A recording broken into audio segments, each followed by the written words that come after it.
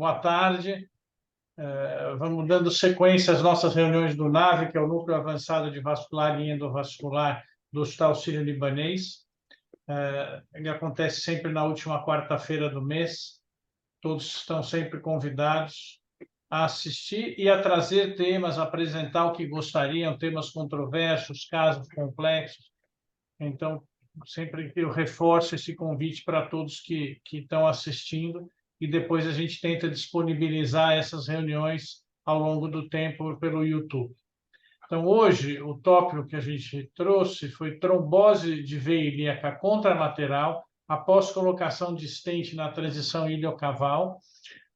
Nós temos apresentadores e debatedores que não precisam de apresentação, mas vamos lá, é o Dr. Walter Campos, que é um cirurgião vascular do núcleo do Hospital Sírio-Libanês, doutor pela Faculdade de Medicina da Universidade de São Paulo, é o responsável no HC pelo ambulatório da maioria das patologias venosas, então uma pessoa com ampla experiência, tanto do ponto de vista de conhecimento teórico como prático.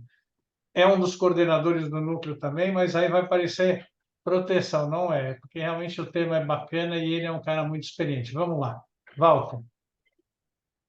Bom, eu mesmo propus para o André, para os colegas do núcleo, para apresentar esse tipo de complicação que ocorre no tratamento da compressão da veia ilíaca, normalmente à esquerda, né? E assim, todo procedimento que a gente vai iniciar a fazer, vai começar a ter experiência, a gente deve primeiro saber quais são os tipos de complicações que realmente pode acontecer e como tratá-las. Então, eu vou falar sobre trombose de veia ilíaca contralateral após colocação de stent na transição ilio-caval. Então, eu vou começar falando de um relato de caso e depois eu vou falar um pouquinho da parte teórica. Então, é uma paciente de 23 anos, essa paciente, ela, com 19, 20 anos, ela chegou no nosso serviço com uma trombose venosa ilíaco-femoral esquerda após iniciar o uso de anticoncepcional. Ela tinha 3 semanas já de tratamento e com dor importante no membro, com uma flegmásia alba dolens, mas com claudicação limitante e com muito sintoma. Então, a gente propôs de colocar um stent na veia ilíaca esquerda. Quando ela tinha 23 anos, ela engravidou, a gente fez profilaxia com enoxaparina a partir do segundo trimestre, como é de praxe fazer em pacientes com stent na veia ilíaca, né? E então ela já tinha 2 anos da colocação do stent. Foi submetida a um Doppler venoso, tinha uma trombose venosa extensa, femoral e hipoplítea distal à direita. Então, esse era o quadro dela, já era uma flegmásia cerúlea dolens, né? Cianose, dor importante, e o membro do lado esquerdo, que tinha sido submetido à colocação de stent, tinha um edema discreto, mas tinha edema. Ela foi submetida a uma tomografia e que a gente pode visualizar aqui trombo dentro do stent, do lado esquerdo, e uma trombose no território ilíaco-femoral, e essa trombose ia até a poplítea. Então, aqui é um corte coronal mostrando o trombo. O stent está muito introduzido, é um stent da Cook, que quando a gente foi colocar, ele era muito pouco rádio-opaco, então a gente introduziu demais. Esse foi um problema técnico que realmente pode ter ajudado a causar essa trombose 2 anos depois. Então, ela foi submetida a um implante de veia cava inferior pela jugular, foi submetida a uma trombectomia farmacomecânica com angiogete e o uso de fibrinolítico, actilise, e foi submetida a uma angioplastia das 2 ilíacas e cava na modalidade de kissing stents. Então, foi puncionado a veia poplítea à direita, a veia femoral à esquerda, para ser submetida a trombectomia farmacomecânica, colocado o filtro de cava pela jugular, e aqui a gente pode ver o procedimento, aqui a veia femoral ilíaca externa totalmente ocluída, aqui a circulação colateral, e do outro lado a gente podia ver trombo dentro do estente que insinuava para dentro da cava.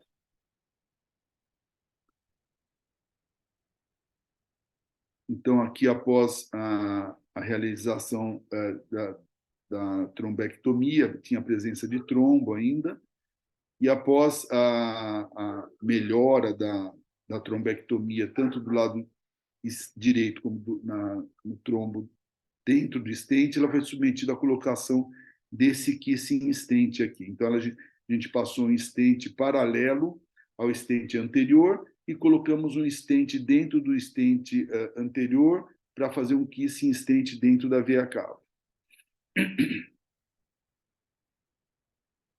Aqui já está mais uma trombectomia melhor. E após a colocação desse kissing stent. Aí ela realizou uma tomografia, a gente manteve ela anticoagulada, então aqui a gente pode ver uma reconstrução com fluxo pelas duas ilíacas.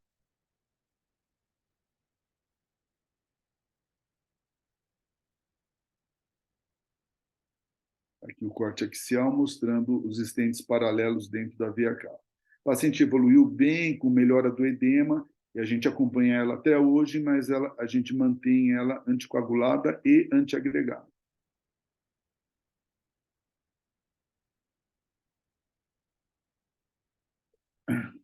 Uma maneira de evitar essa insinuação do stent para dentro da cava, a gente tem utilizado, quando a seguradora permite, a utilização desse sinus oblíquo, que é um stent que tem um corte oblíquo na sua parte proximal à cava. E ele tem algumas marcações que orientam a colocação dele. Então, aqui eu quis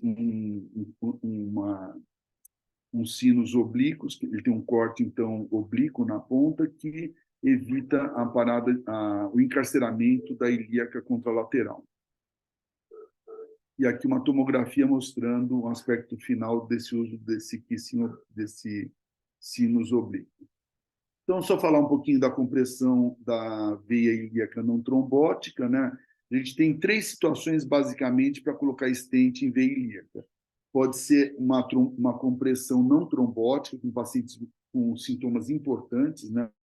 Edema importante, claudicação venosa, úlcera, ou até síndrome de congestão pélvica. Então, aqui a gente pode ver a confluência das ilíacas e a compressão pela artéria ilíaca comum direita. E aqui a gente vê na flebografia, circulação colateral, a veia ilio-lombar, né, mostrando que realmente tem uma compressão importante. E esse é um vídeo mostrando a compressão da veia ilíaca esquerda pela artéria ilíaca comum direita sobre a quarta ou quinta vértebra lombar.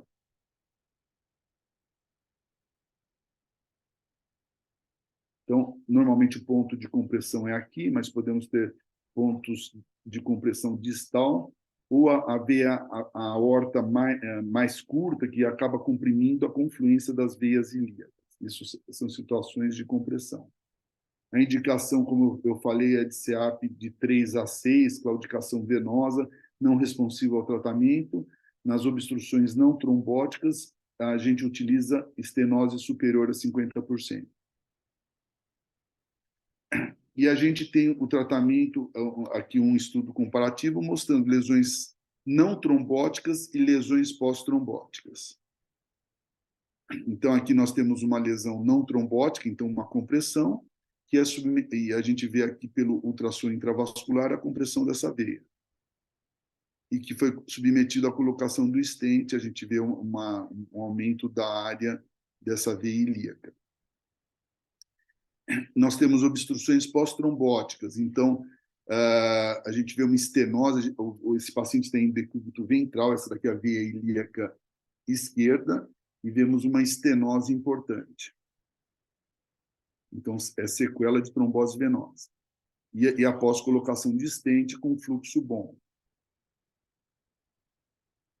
E nós temos uma terceira modalidade, que é a trombose venosa aguda da veia ilíaca, que a gente submete a uma fibrinólise ou uma trombectomia farmacomecânica, e após a trombectomia, a gente vê a compressão exatamente local e submete à colocação de stent. Daqui é uma das primeiras pacientes que eu tratei com trombectomia, que foi submetida à colocação de stent, e stent aqui na posição do território ilho-caval. E o resultado de perviedade primária assistida nas oclusões não trombóticas é de 100% em 5 anos. Quando são oclusões trombóticas, a gente tem uma perviedade secundária de 5 anos de 86%. Ela é pior, mas não é tão ruim em termos de resultado a longo prazo. E nós temos reintervenções em 13% dos pacientes, né, 1.000 pacientes aqui do Raju, do Neglin, ele teve que reintervir em 13% das vezes. Uma reintervenção com angioplastia única em 77% e reintervenções múltiplas em 23%. Então, a gente deve sempre fazer um segmento desses pacientes.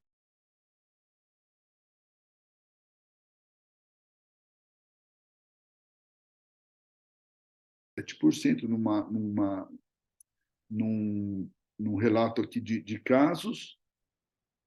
E então a gente vê aqui uma oclusão da veia ilíaca contralateral de 9,7%. Uma outra publicação aqui, nós temos 4% dos pacientes que tiveram trombose venosa da veia ilíaca contralateral. E por que essa é uma publicação nossa de 4 pacientes que a gente reinterveio e realizou a trombectomia da veia ilíaca ocluía, da veia ilíaca contralateral. Mas nós já temos mais ou menos uns 6 pacientes, mais um do HC que eu fiz recentemente. E qual que é a fisiopatologia? Por que encarcera a veia ilíaca contralateral? Isso daqui é um relato de caso do Peter Glovitsky, que é uma paciente que não era uma paciente dele, que procurou ele porque tinham colocado um all stent com um oversize muito importante. Ela tinha dor, ela falou, eu quero tirar o stent. Ele falou, não, é difícil, mas ele acabou realizando a retirada, era um all stent, ele foi tirando fio por fio. Então, ele tirou todo o stent, né, sem abrir a veia, e no final ele fez um ultrassom intraoperatório. Ele viu essa anel íntima dentro da veia cava. Aí ele abriu a veia cava, o que tinha, na verdade, era uma anel íntima que fez ao redor das células do stent. Então, provavelmente, a causa da trombose da veia ilíaca contralateral é essa anel íntima. O Raju, ele propôs algumas soluções. Então, colocar um Z-stent na confluência ilíaco-femoral e um O-stent distal. Isso daqui é uma época que não tinha ainda stents dedicados. Então, o Z-stent ele tem uma força radial importante com células bem abertas, talvez diminuindo o resultado dessa oclusão contralateral. E isso ele viu a longo prazo, em 54 meses, que esse tipo de técnica que ele descreveu, ele não tinha oclusão da veia ilíaca contralateral. E a mesma coisa em termos de trombose do stent. Ele teve uma perviedade melhor nessa técnica que ele utilizou, mas reforçando que era uma época anterior a esses stents dedicados. Então, o que a gente utiliza de preferência quando o seguro-saúde, porque é mais caro esse stent, a gente usa esse stent, os sinos oblíquos, que ele tem esse corte oblíquo que impede o encarceramento da veia ilíaca contralateral. Era isso que eu tinha para apresentar, desculpa um pouquinho a demora aí, então acho que a gente pode colocar em discussão. Walter, obrigado. Foi excelente. E na sua apresentação você já passou por vários tópicos que eu tenho certeza que vão... O Zerati acabou de entrar, né? Que vão suscitar discussão e que acho que são dúvidas de vários cirurgiões vasculares. A gente teve que escolher alguns debatedores. Eu estou vendo a sala cheia de de profissionais que têm uma experiência ampla e consistente com isso, então a gente vai ter bastante gente para ouvir, mas a gente vai começar pelos debatedores, e antes de entrar nos aspectos técnicos, cirúrgicos, eu queria ouvir o Dr. Elvio, que é nosso colega do Hospital Sírio-Libanês também, hematologista e professor livre-docente da Faculdade de Medicina da Universidade de São Paulo. O Elbio é um dos casos mais dedicados à trombose venosa, né, a distúrbios da coagulação, e, e esse acho que é um tópico que aflige muitos clínicos, né? Quando é que a gente deve intervir numa trombose venosa, né? Sempre na proximal ou não? E eu sempre tenho muitas dúvidas que eu acabo discutindo com o Elbio para começar, né? Quer dizer, o doente que tem essa trombose tem uma compressão é uma coisa, o doente que tem a compressão sem trombose é outra coisa, e o doente que tem trombose por compressão e trombofilia é ainda uma outra coisa, né? E como é que a gente faz o tratamento tardio deles? Doutor Elvio, por favor. Bem, boa tarde a todos. Eu queria agradecer a esse convite do André. Eu só queria tirar antes uma dúvida com o Walter. Essa moça, ela teve uma trombose tomando contraceptivo oral. Depois você falou que ela engravidou. Não, então, ela procurou o nosso serviço, lá é um serviço de convênio que a gente toca. Na verdade, ela procurou, ela tinha 19 para 20 anos. Ela tinha feito uma trombose venosa ilíaco-femoral à esquerda, quando ela começou a tomar anticoncepcional. Aí a gente Tá, colocou aquele stent, o stent realmente ficou mal posicionado, ele ficou muito introduzido porque ele era muito pouco radiopaco, então ele ficou meio dentro da cava, vocês viram lá. Normalmente a gente não deixa nessa posição.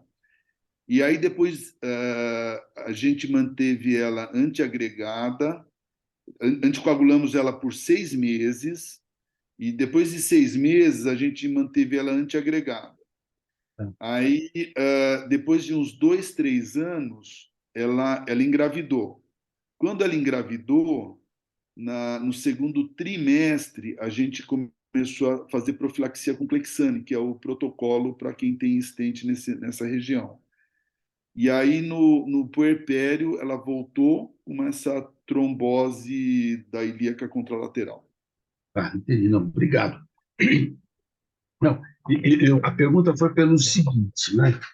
É, teoricamente, na verdade, a gente aprende o seguinte: quem trombosou, alguma coisa tem que aumenta a coagulação do sangue, né? A gente pode investigá-la fazendo os exames para trombofilia, mesmo que não se encontre nada, o conceito diz que tem alguma coisa que é desconhecida, né? Mas existe alguma coisa, algo que aumenta a coagulabilidade. Então, essa moça, ela teve uma trombose em uso de estrogênio, que era o anticoncepcional oral, e foi ter a segunda no puerpério, então também associada a estrogênio. Então, o que eu andei vendo, né, estava levantando a literatura, do ponto de vista de como anticoagular após o stent, as revisões falam que a gente não tem muitos trabalhos dizendo que conduta deve ser feita, né? Então, os trabalhos não têm um número grande de pessoas, em geral um número pequeno, e se mostra, como o Walter falou, que se você está fazendo o stent num caso não trombótico, uma compressão, essas pessoas têm uma evolução muito melhor, ou bem melhor do que quando é pós-trombótico. Fica essa discussão muito grande do que fazer com a pessoa. Então, em geral, isso que o Walter falou, dá um anticoagulante por 6 meses e depois pode se associar ou deixar isoladamente um antiplaquetário. Os autores falam que muito do que pode nos nortear ainda na anticoagulação são os guidelines para tratamento de trombose. Então, a gente pode ser orientado pelas mesmas normas para tratamento do anticoagulado. E se o paciente é trombofílico, então, a princípio, a gente poderia dizer que essa moça tem uma trombofilia, mesmo que não tenha sido demonstrada, né, mas pela história. Então, em ela tendo uma trombofilia, essa é uma moça que tem o maior risco de ter trombose. Então, tem toda essa discussão. Tem uma revisão na área hematológica, né, no JPH de 2020, que os autores mostram que tanto faz se a anticoagulação é varfarina ou é um anticoagulante direto. Então, eles mostraram que a retrombose ocorria nos dois casos. Porém, no trabalho especial do pessoal da Holanda, eles usaram varfarina, então eles mostraram aquilo que a gente sempre aprendeu, que mantendo-se a varfarina por mais tempo no alvo terapêutico, então o TTR no alvo terapêutico, eram pessoas que tinham um menor risco trombótico. Uma coisa interessante que eu tenho escutado, eu tenho procurado ler, que chama a atenção, é o seguinte, que se mostra que muitas vezes, com o tempo, não é que a gente tenha um trombo residual, mas o que existe é um espessamento da íntima. E quando tem esse espessamento, daí o tratamento é mais complicado. Então, isso é descrito em trombose de porta. Então, o pessoal da Holanda estudou isso em pessoas que tiveram trombose de porta, que eventualmente foram para transplante de fígado, mostrando que muitos evoluíam com espessamento da íntima, e isso era uma complicação importante. E eu vi, eu não consegui abrir essa revista, que é uma revista de cirurgia vascular, agora de 23, janeiro de 23, mostrando que, à medida que o tempo vai passando, as tromboses no estente cursam também com espessamento da íntima, e que isso justificaria a dificuldade para tratamento desses pacientes, né? Então, são observações interessantes que mostram essa dificuldade para tratamento. Uma coisa que passa muito na cabeça, né? Atualmente eu tenho visto outras coisas, mas assim, existem trabalhos recentes associando ou linkando mais a trombose arterial com a trombose venosa. E isso vem do quadro inflamatório. Então, eles mostram que na trombose arterial a inflamação é importante, e estão mostrando que na trombose venosa o processo inflamatório também é importante. Então, eu não sei, assim, aí é para eu pensar o quanto que um stent ele causa de inflamação naquela região, e isso levaria também a um evento trombótico, né, pelo processo inflamatório.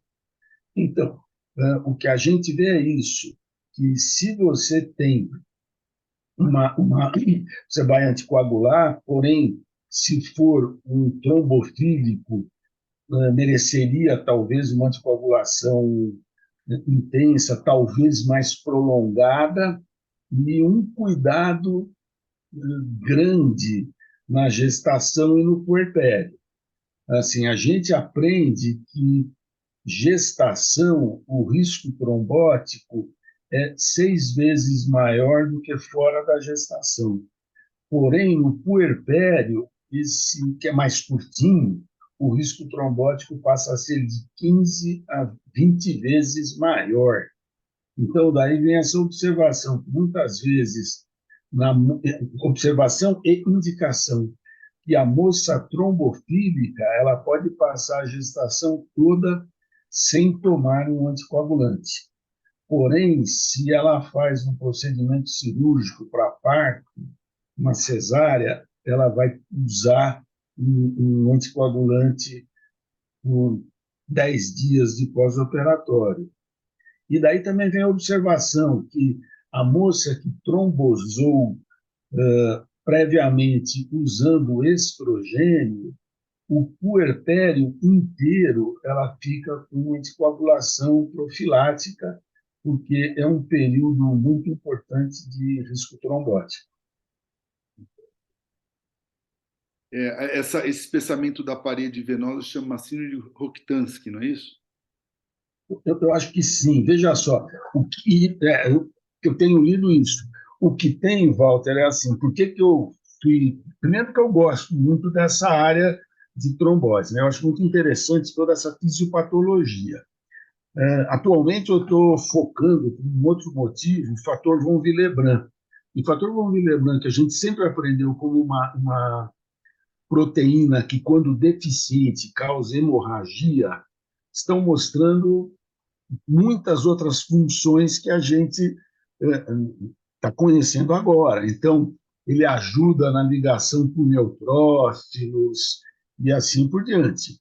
E o pessoal que estuda von Willebrand, que é o pessoal lá eu estou especificamente falando do Canadá, do Lillicrap, ele mostra isso, que von Willebrand é um marcador de atividade inflamatória, e estão mostrando a participação desse fator no processo inflamatório, no polyaging, que a gente vai ter, polyinflammation, levando à trombose venosa também. Então, esse grupo mostra isso, que a ligação dessas duas tromboses que antes eram consideradas eventos independentes, cada vez estão se aproximando mais, né?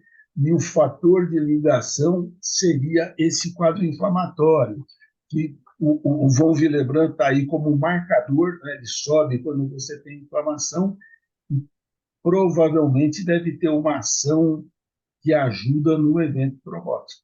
Isso está bem descrito no arterial, e no venoso acho que está indo para o mesmo caminho.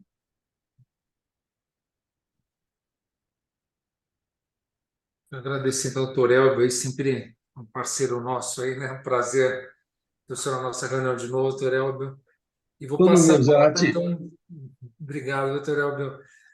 E vou convidar então o doutor João Luiz Sandri, né, com outro debatedor convidado, que é cirurgião vascular e endovascular, né, de Vitória, no Espírito Santo, né, sócio titular, um membro importante da nossa Sociedade Brasileira de Cirurgia Vascular. Doutor Sandri, obrigado também por ter aceito o convite. A palavra é sua.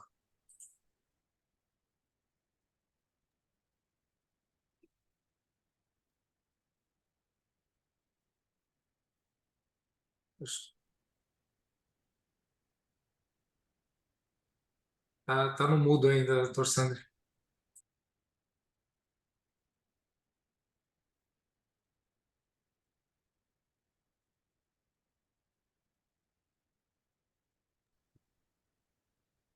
Me escuta agora? Bom, primeiro, um prazer muito grande participar com vocês todos nessa reunião do hospital, principalmente com os colegas que tem muito trabalho, como o Rossi, o Walter, nessa área.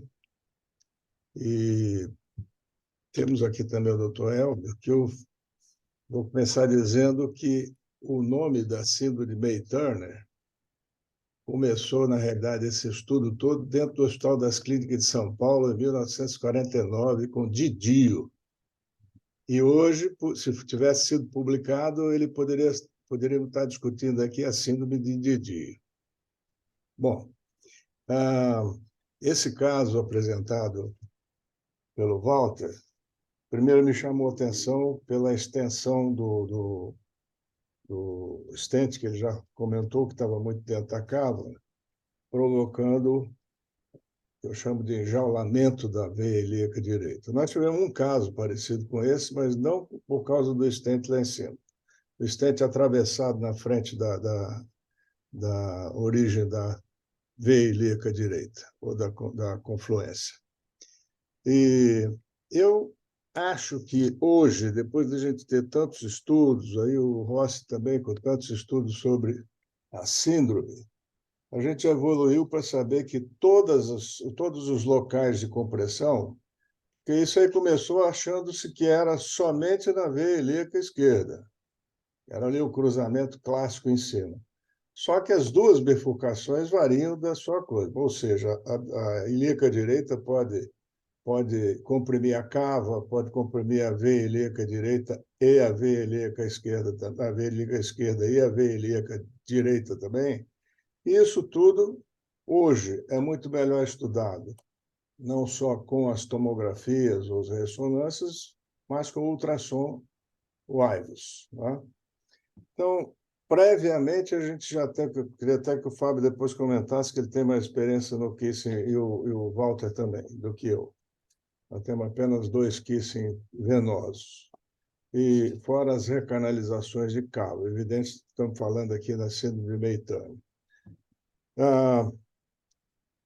A saída já de tratamento pensando na bifurcação e na colocação desses 2 stents. Quando que isso aí já é uma decisão prévia, porque a gente pode ter isso aí já previamente sabido e não está com o stent tão dentro da veia cava, saindo somente da veia ilíaca esquerda. E o segundo comentário vem para o Dr. Elbio, que a gente tem muita preocupação com a anticoagulação após o tratamento. Isso foi bem extensivo e a gente gostaria de comentar depois com os experts da área também quanto tempo deixam, porque são 2 situações diferentes. Uma é o paciente que tem somente a compressão crônica, tem o May-Turner clássico, e outra é o paciente que teve o que hoje chama síndrome de Cocker também, que é a associação da compressão com a trombose venosa profunda, ou seja, o paciente pós-trombótico, depois de uma trombose venosa, que foi usado o angiogete, por exemplo, ou a recanalização de uma oclusão trombótica antiga, dando já síndrome pós-trombótica. Quanto tempo nós vamos deixar esses pacientes anticoagulados? É claro, considerando que todos eles vão ter que fazer uma pesquisa de trombofilia, e isso aí muda um pouco a coisa. Então, é isso aí. Para a gente começar a coisa. Outra coisa, só para comentar com o Dr. Elber, além de nós termos trombofilia e outros fatores talvez desconhecidos, nós temos uma estrutura de aço, de ferro ali dentro, que, nesse caso da moça, por exemplo, que hoje tem um kiss stent por dentro da malha, tem alteração anatômica muito maior do que um kiss stent colocado eletivamente. Então, esse eu acho que é mais um motivo para uma extensão de tratamento anticoagulante. E mais... João, assim, a gente pode fazer um kissing stent inicialmente quando você tem uma aorta mais curta. Então, a artéria ilíaca comum direita acaba comprimindo quase que a confluência da cava, né? A confluência das 2 ilíacas na bifurcação da cava. E aí a gente já parte para o kissing stent. Esse caso que eu mostrei, realmente ela teve uma trombose contralateral que pode ter contribuído mesmo para isso. Mas a gente tem outros casos que o stent estava numa posição bem posicionada e que, na verdade, teve trombose contralateral. Que eu acho que provavelmente aquele relato de caso do Peter Glovitsky acaba explicando um pouco que é aquela anel íntima que forma nas células do stent. Pode ser que seja isso, né? E o que mais que eu ia falar? Então é isso. Então, assim, a gente tem.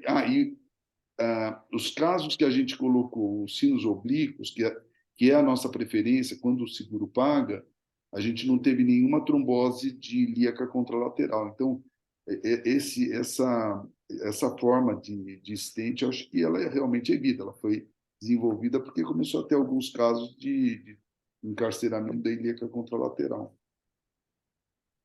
Pois é, falando dos sinos, você já viu alguns sinos atravessados assim na frente? Eu já vi. Esse é um outro problema. Atravessado? Ele é feito pela anatomia para ele ficar rente. Sim. Depois o camarada vai lá e bota, de qualquer maneira, ele fica atravessando em cima, fazendo uma rede, né, na saída Não, da. eu sei, mas aí é um problema técnico, né? Aí é um É, problema técnico. A gente tem aqueles 4 pontos que você precisa alinhar ele para que ele caia na posição correta, né? Aí acho que não é problema do stent, é problema do vascular, né? Fala, André. Eu vou pegar uns ganchos da sua apresentação, do que o Sandri falou. Eu sei que o Rossi daqui a pouquinho tem coisa para falar a esse respeito. Nós temos também dois radiologistas acompanhando a gente aqui, que são pessoas dedicadas ao Doppler vascular. Então, assim, acho que a primeira coisa é que a gente tem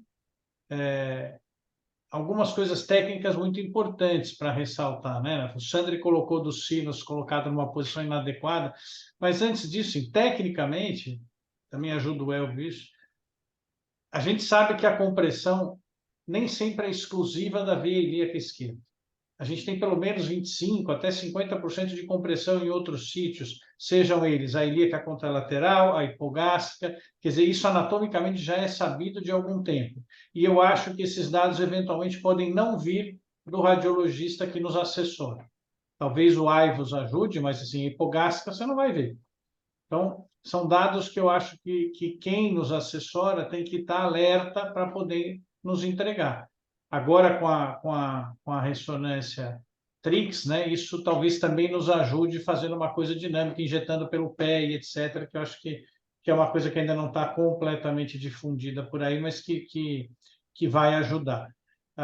Do ponto de vista técnico, no começo, sempre se invadia a cava com o stent. Então, eu estou dando esse dado para o Elber, que eu acho que ele também não tem. Sempre se invadia a cava com o stent e apoiava esse stent na cava. Talvez não subisse tanto quanto o Dr. Walter mostrou, mas ficasse meio na diagonal para que ele não subisse, não desprendesse para o coração, né? Isso até é uma preocupação técnica, acho que todos que estão aqui que podem discutir, eu só vou levantar para a gente esquentar mais isso, né? Vai deixar guia na jugular, vai deixar guia na outra ilíaca, para que ele não desprenda, quanto a gente dá de oversize, não importa, acho que isso vai vir.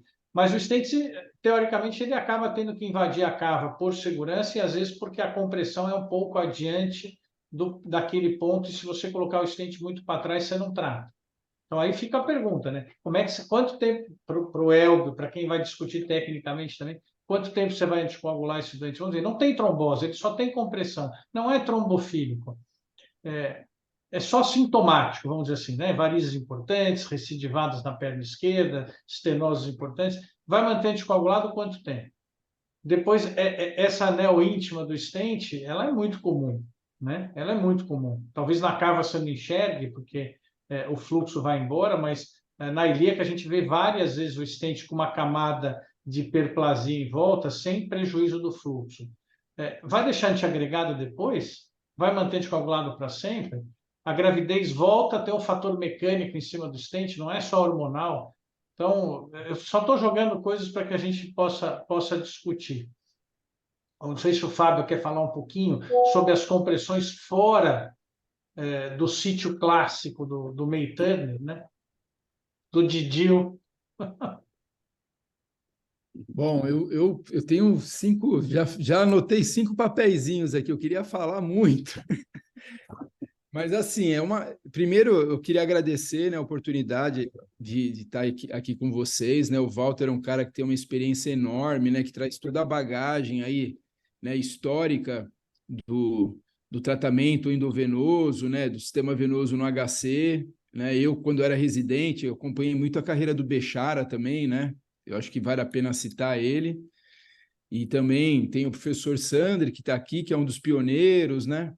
Aí teve também o Francisco Ossi, que teve com a Patrícia Torpe e tal. Então, tudo que a gente está falando, né, eu tenho certeza que vocês já devem ter feito outras reuniões aí, só para não ficar a impressão que isso acontece com frequência, porque isso é uma coisa super rara, como o Walter bem mostrou, né? Então, se você pegar paciente que só tem obstrução, a gente está falando aí de índices de perviedade em torno de 100%. Hoje, a gente tem análise com mais de 20 anos de segmento já, e nessa situação aí de obstrução não trombótica, né, a gente tem praticamente 100% de perviedade, quer dizer, é um procedimento que dá muito certo e assim, ajuda muita gente que tem muito sintoma e que sofre com isso.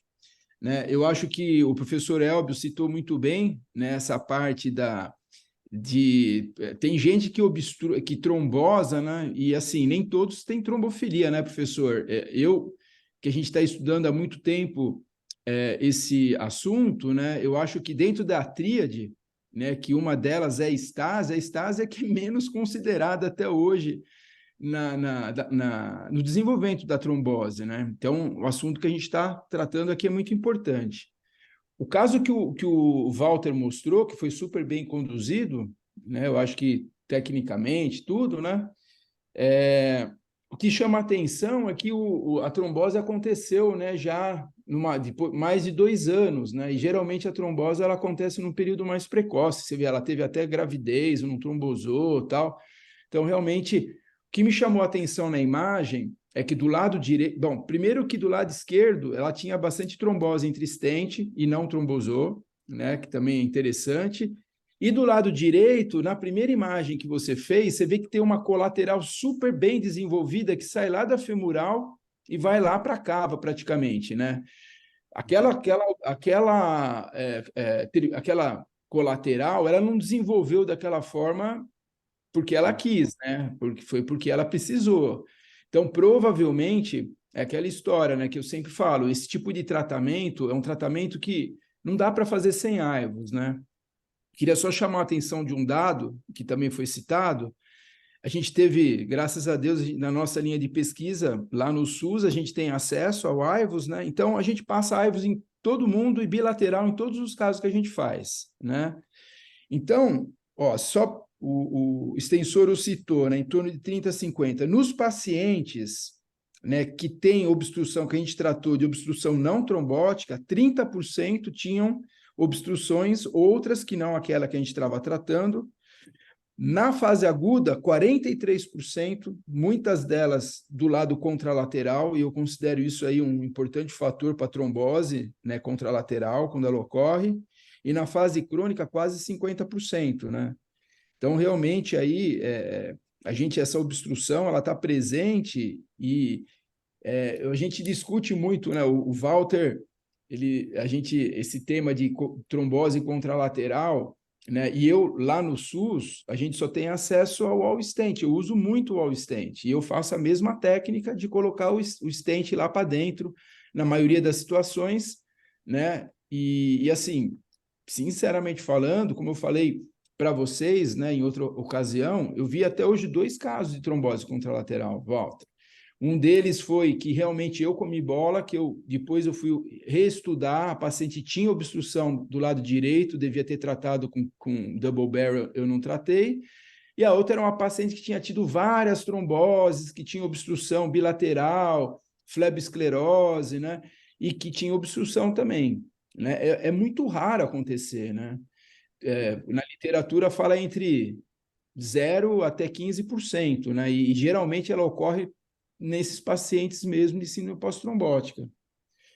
E aí tem um monte de coisa que a gente pode deixar vocês falarem um pouco também, Ah, mas só mais uma coisa, né? E aqui os sinos oblíquos, eu acho um stent bacana, né? Mas eu não acho o stent perfeito. Eu acho que ele tem muita força radial, ele é muito duro na ponta, né?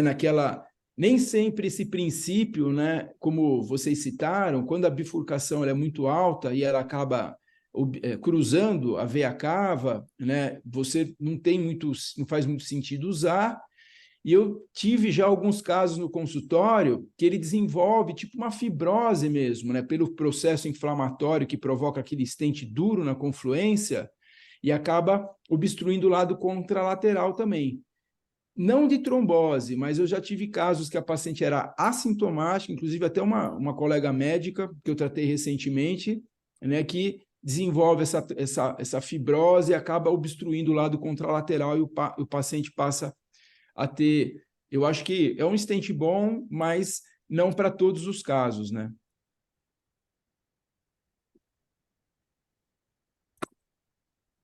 Deixa eu fazer uma pergunta, né? A gente tem sempre uma preocupação com a migração desse stent, né? Isso é uma coisa que pode acontecer. Boa pergunta. Acho que todos nós já vimos ou ouvimos a esse respeito. Então, assim, Walter, Sandri, Rossi, Calógero também está aqui, se quiser comentar. Qual é o grau de oversize que vocês dão e de não só oversize de diâmetro, mas também na extensão para ancorá-lo numa ilíaca externa menos calibrosa? Eu acho que isso é uma coisa importante, porque a gente vai falando para uma plateia heterogênea. Eu acho que isso é uma coisa que tem que ser colocada, porque é catastrófica a migração do stent para dentro de uma pulmonar ou de um coração, né? Então, a opinião de vocês, quer dizer, o sino já por si só geralmente é mais longo, né? Mas como eu concordo com o Fábio, ele não resolve todos os problemas. Você vai sempre até a ilíaca externa. Os stents são pequenos, a maioria das vezes os stents que tem disponíveis, para quem não faz isso, são pequenos. Claro que ele apoia no estreitamento, mas a gente leva fácil uma ilíaca dessas para 18 milímetros. Então, só... Então, André, é o seguinte, o que a gente tem que ver, basicamente, é a ilíaca contralateral, porque muitas vezes na compressão a veia ilíaca comum vai tá muito dilatada, então não é uma medida boa para você fazer. Assim, o máximo de diâmetro de stent que eu coloco, e o Raju tem um trabalho que fala que a área tem que ter 200 milímetros na ilíaca, assim, em média, né? 200 milímetros na comum, 150 na ilíaca externa e 125 na femoral comum. Essas são as áreas médias das pessoas. Então, eu não, assim, o máximo que eu coloco de stent é de 16 milímetros. Já coloquei de 18 quando eu fico com medo de migrar. Eu acho que tem que estender. Atualmente, a maioria dos stents tem 100 centímetros. Teve o lançamento lá da Medtronic, né, Fábio, que eu acho que tinha 100, né, ou 120? 50. 150? 50. Tem até 150. Então, o objetivo também de você ir até a ilíaca Mas externa... vou pegar seus 200. 200 milímetros quadrados de área, nós estamos falando... 15. Não, 8 de diâmetro. Não.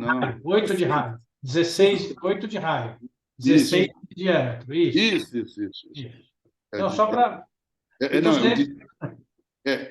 16 de diâmetro. E a gente normalmente, assim, a gente antigamente colocava até a confluência da ilíaca interna e da externa.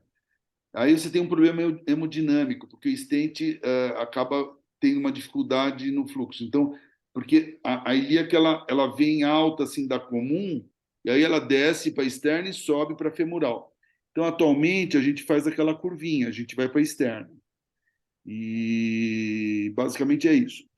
Deixa só antes Um único stent de um único tamanho ou você escalona o stent? Não, o de 100 milímetros normalmente chega até a ilíaca externa. Normalmente chega. Não, eu sei que chega, mas ele vai continuar sendo 16.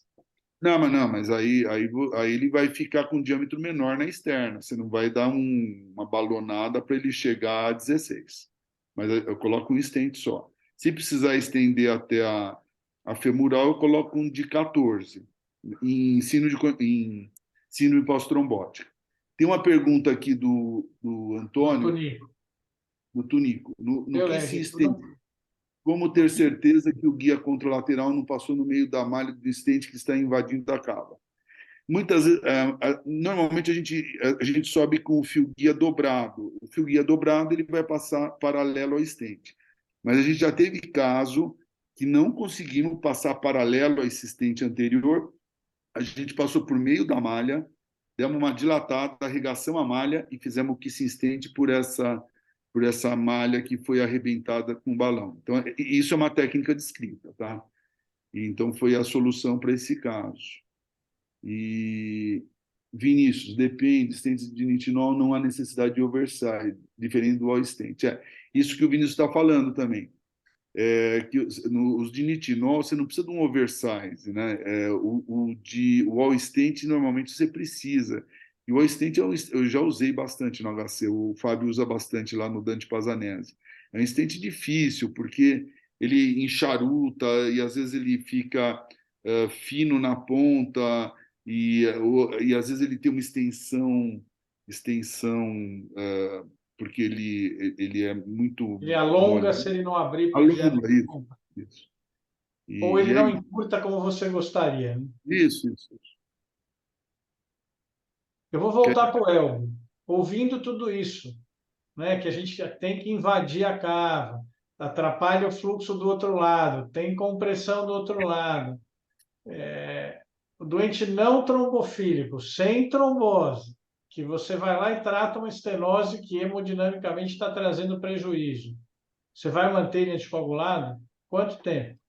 Você vai Então, vamos, antiagregar, lembrando que não é doença aterosclerótica, mas ainda assim é um stent. Você vai antiagregar se você tirar anticoagulação precoce?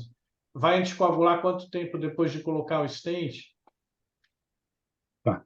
Eu vou começar falando o seguinte: quem tem só obstrução é uma pessoa, quem já teve trombose é outra pessoa, é uma pessoa que já tem um aumento da coagulação. Então, a gente tem que, primeiro, pensar nisso. Segundo, eu concordo com o que o professor Sandri falou, o fluxo é super importante. Nem que a gente coloque algo muito, muito do lado do endotélio, o fluxo sanguíneo não vai seguir a reologia habitual. Vai ter choque de células, e esse choque de células leva a aumento da coagulação. Então, a gente tem que levar em consideração isso daí, e isso que você falou, André. Tem um material estranho, isso vai levar a quadro inflamatório.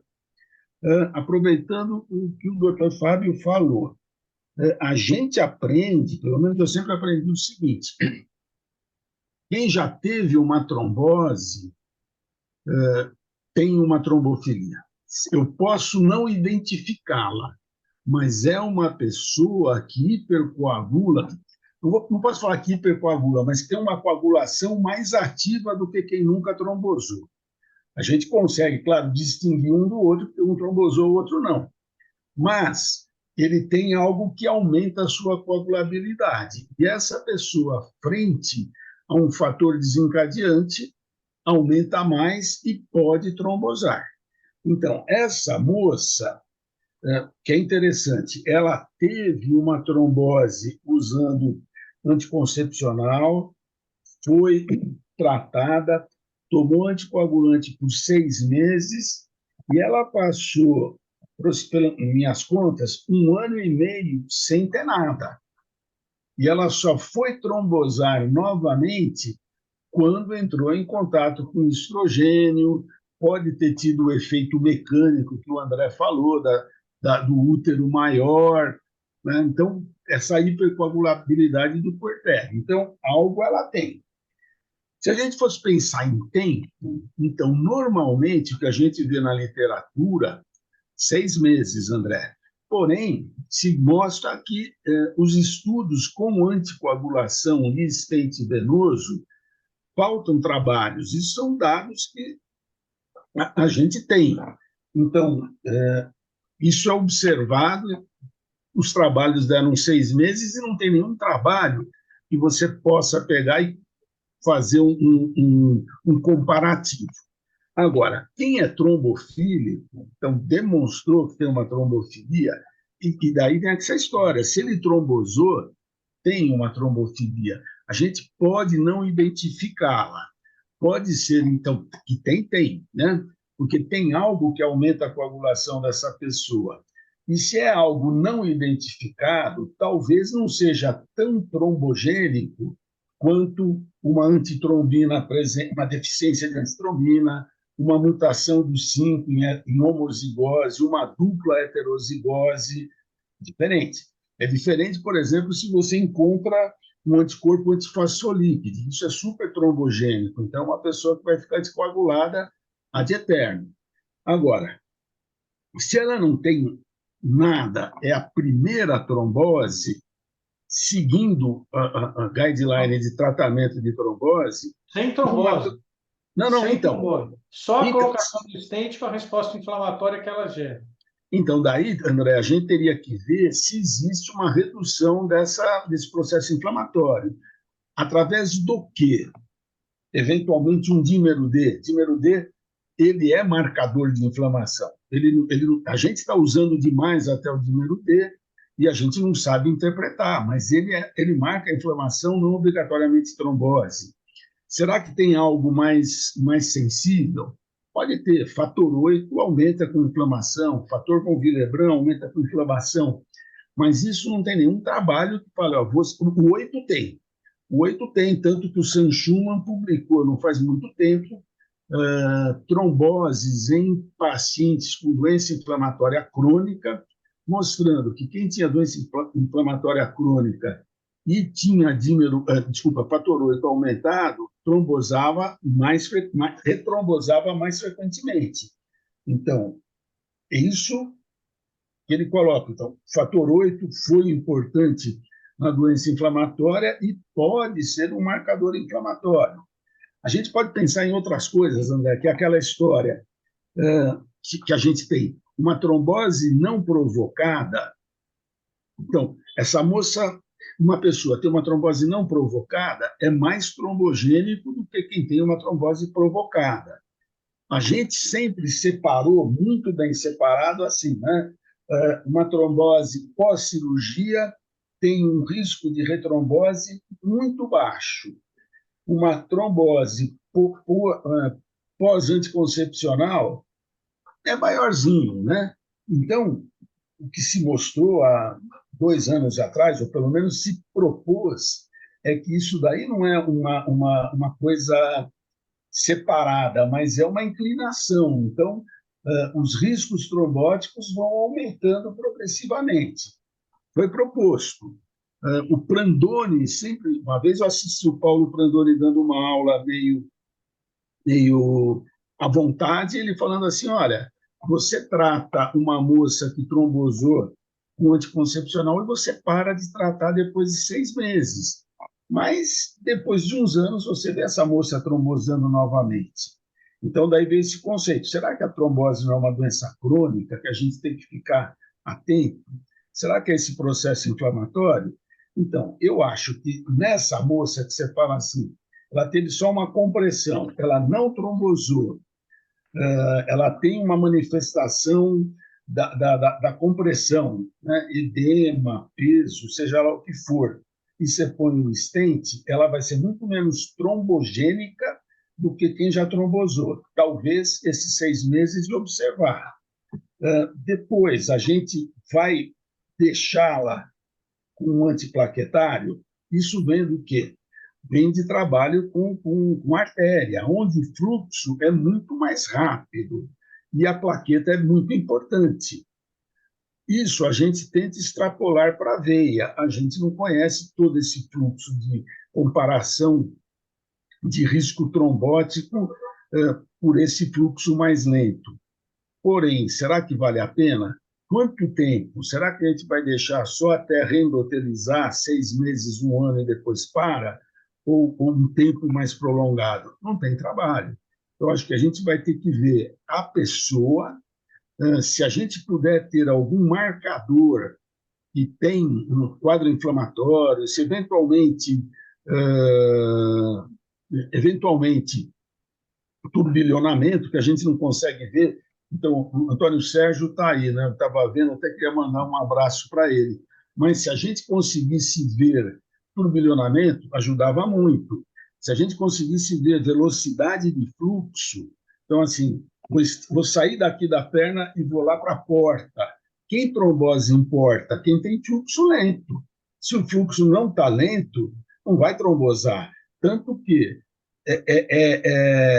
tem cirrose hepática, anticoagulação para sempre, tá mostrado que vai trombosar, e a gente tem que protegê-lo para, eventualmente, um transplante hepático.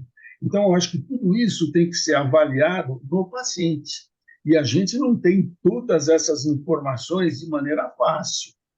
Com relação à guideline, Walter, o que eu li são os guidelines, esses do CHEST de 2009, o do Clive Kiron, que ele reatualizou, se eu não me engano, foi em 2015, 2016, né?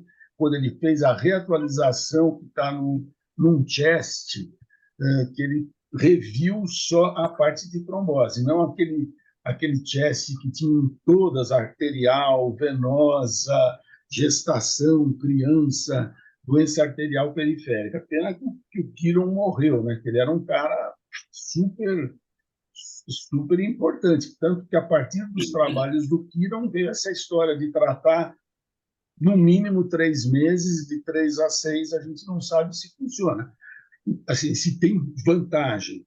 Então, eu acho que aí, André, 6 meses, reavaliar esses casos de inflamação e ver se tem alguma coisa. Há muito tempo eu vi, quando eu era não era oficial, mas eu recebia alguns artigos do JTH para dar parecer, que doente com stent tinha muita alteração de fator 12, de outros fatores da coagulação. E isso tinha importância? Ninguém sabia. Então, tem muita coisa aí para a gente aprender. E tem o material. O Fábio pediu, só vou, antes de chamar o Fábio, o Vinícius daqui, eu sempre peço para quem não tá debatendo, que está na plateia, entrar para a discussão. O Vinícius está colocando algumas coisas sobre tempo de anticoagulação aqui no chat, que eu acho importante que as pessoas leiam, e vou deixar, então, Vinícius, se quiser comentar, entre e comenta, eu acho que é sempre bem-vindo, quanto mais arejar aqui é melhor. Vou deixar uma perguntinha enquanto ele habilita o microfone, ou se ele puder entrar. O Fábio colocou claramente, né? A gente tem compressão da veia de outros sítios em 30% a 50%, mas a complicação que o Walter relatou, ela é muito rara, né? Na trombose contralateral, mas existe compressão do outro lado. Aí eu vou deixar uma perguntinha chata para todo mundo. Dentro dos seus slides tinha uma indicação de angioplastia de veia ilíaca sem trombose quando a estenose é de 50% ou mais.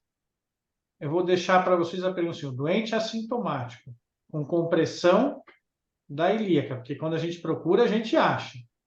Né? Tá cheio de gente colocando ou indicando stent em compressão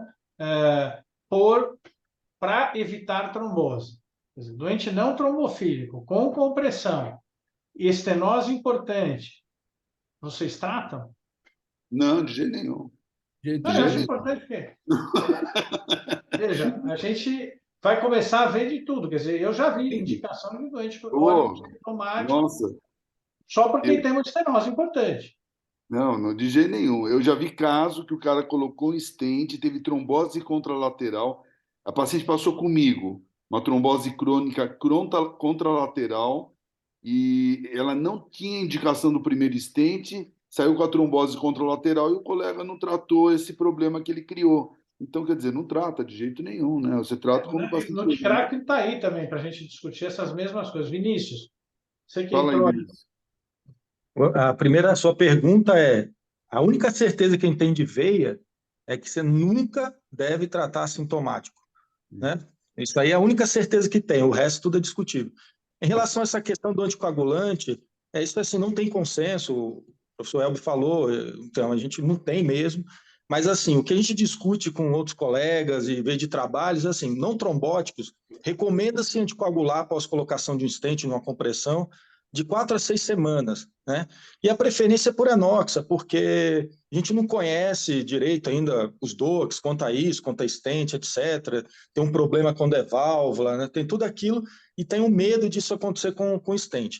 Mas é difícil também você dar Clexane por 6 semanas para o paciente tomar 2 vezes diária, etc, etc. Pós-trombótico em fase crônica trata-se igual um não trombótico, você não precisa anticoagular por um tempo maior. E o pós-trombótico aguda, que você faz a trombectomia e trata com stent, você trata como uma trombose normal.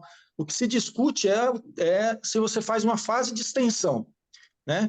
Geralmente, o que é bom, nossos pacientes que têm isso são jovens e com baixo risco de sangramento. Então, a gente, de uma forma geral, a gente fica muito despreocupado em estender a anticoagulação para esses pacientes, né? Mas eles engravidam, né?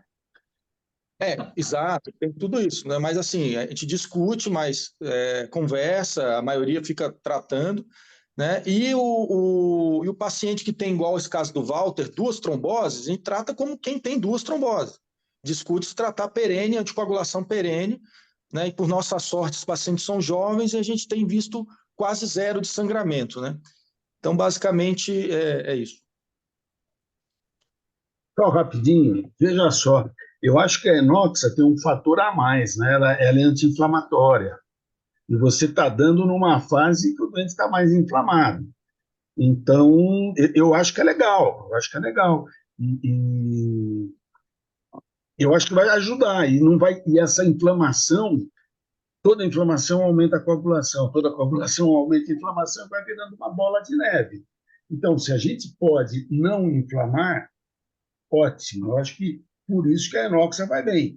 Porém, se você pegar essa revisão que eu li, tem de tudo, né? Então, tem quem deu só enoxa, tem quem deu só varfarina, tem gente que deu DOAC. A maioria é DOAC. Desculpa, é varfarina. Poucos com DOAC. Porém, eles falam, não dá para comparar head to head, mas eles dizem, olha, os dois protegeram bem a longo prazo, tanto que, como o Fábio falou, 80% de não obstrução com o tempo, e depois de, eu acho que de 5 anos, era 74% de não obstrução. Quer dizer, é uma evolução boa, mas a gente tem que aprender mais. Eu acho que a gente vê doente a doente e você dá a receita, não é bolo, né? O que o doente está precisando. Doutor Sandri, Queria fazer um comentário sobre o calibre, que o Walter disse que usa no máximo 18. 16. É? Ele A falou maioria máximo das vezes é máximo 16, é por causa do oversize, né, que dá dor. E a outra, se a gente vai sempre, agora nós vamos sempre até embaixo na ilíaca externa, de rotina. Eu só queria fazer um comentário, que parece que o Walter não gostou muito do all-stent, e nós usamos muito o all-stent porque foi o primeiro stent que foi disponibilizado. E ele tem uma característica que, de vez em quando, ele escorrega mesmo. Ele estica para frente ou vem para trás, fora da coisa. E esse é um problema muito sério. E você falou também, o André falou da embolização cardíaca. Esse é um problema seríssimo, é a catástrofe, né? O ano passado, a gente foi notificado de 2 casos no Brasil.